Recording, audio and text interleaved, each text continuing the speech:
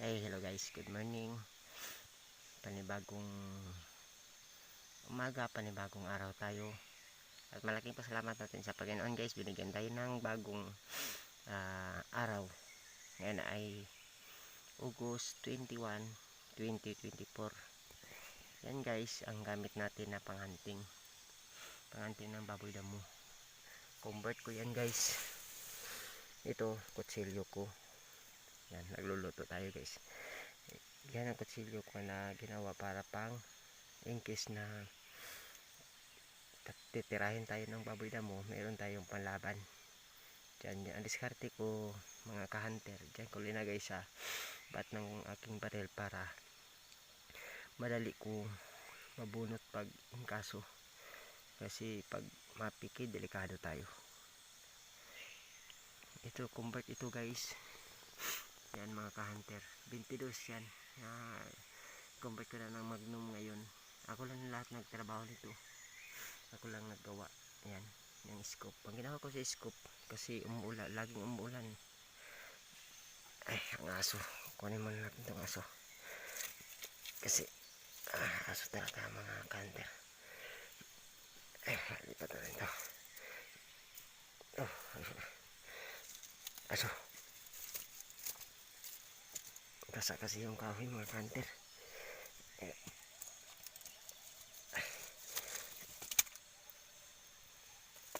Kunin mo natin para wala itong aso.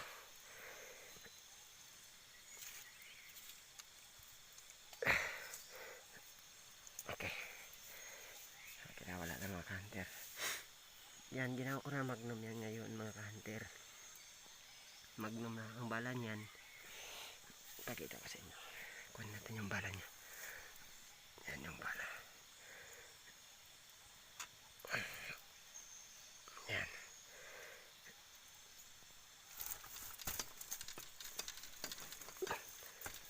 Hirap mga ka-hunter pag wala tayong kuha ng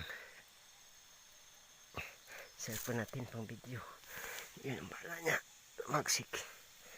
Yan mga ka-hunter. Magnum yan. Yan. Yan. Yan.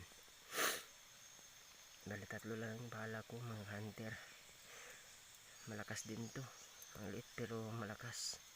Kaya itong ginagamit ko pambaboy kasi tumagos talaga ito kasi ang lakas. Itong ginagamit ko mga hunter. Yan. Tapos itong scope ang diskarte ko, tinalian ko dito, linagyan ko ng tip para hindi pag umuulan hindi siya mapasukan ng tubig, kasi ang lamig dito sa kagubatan mga ka-hunter, dapat sirado siya. Tapos ito sa gitna nito meron itong takip. Yan o, yan ito sa ulan. Yan, pagamitin natin, open natin ito. Pag hindi natin gagamitin, isara natin. Ganyan, isara natin yan. Ito yung kubo ko mga ka-hunter. Nabigay ko sa inyo ng tip kung ano ang diskarte na hindi tayo madali mapansin ng tao pag dito tayo sa kagubatan. Yan, ito sa loob ng tent ko na maliit. Yan, yan mga gamit ko. Yan, yung duyan ko hindi ko na ginamit kasi hindi naman tayo nagpitay sa kahoy.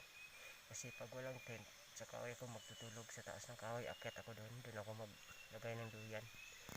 Yan, ito sa loob. Yan, pakita ko sa inyo mga ka-hunter yung diskarte na hindi tayo madali mapansin ng tao.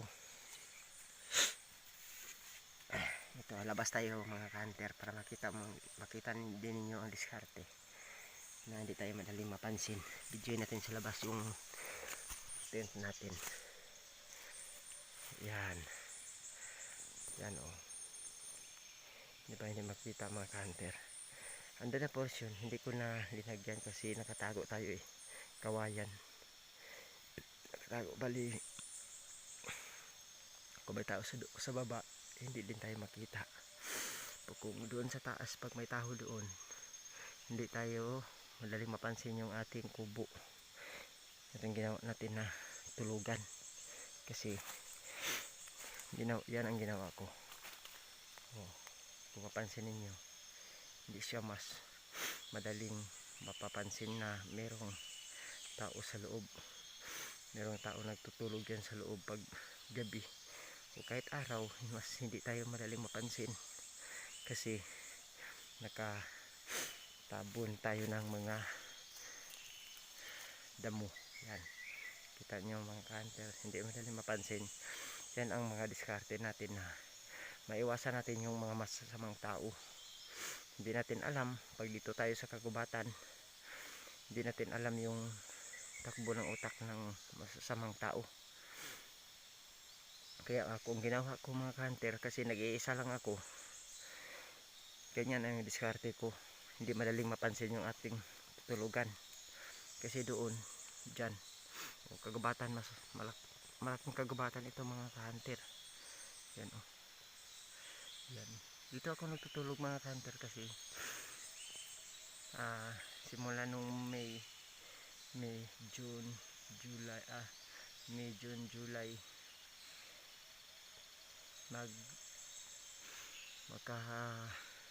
manganak tong mga kawayan na to. Karoon ng dabong.